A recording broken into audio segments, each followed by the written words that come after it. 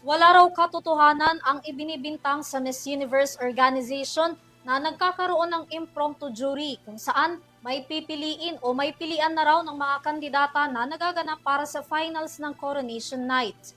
Ang bintang na yan galing sa nagbitiw na magiging burado sana ng Miss U sa November 21. Alamin ang kabuuan ng balitang yan mula kay Sam Marcos. Naglabas na ng opisyal na pahayag ang Miss Universe Organization kung saan itinanggi nila ang mga aligasyon tungkol sa pagkakaroon ng impromptu jury na pumipili umano sa mga kandidata bago pa man maganap ang Coronation Night.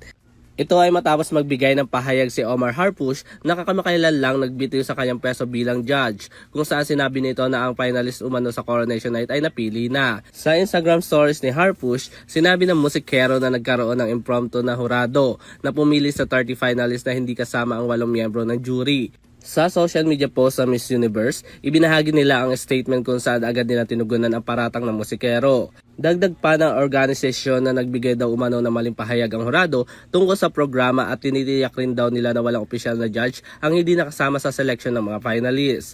Mariing inilinaw din ng organisasyon na walang nabuong impromptu na hurado at walang external na grupo ang ipinahihintulutang mag-evaluate ang delegates at mga finalists.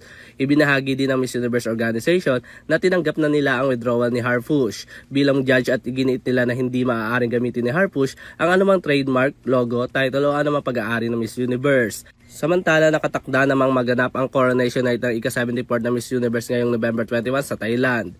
Para sa EuroTV Showbiz Balita, ako si Sam Martos, sumasaludo sa bawat Pilipino.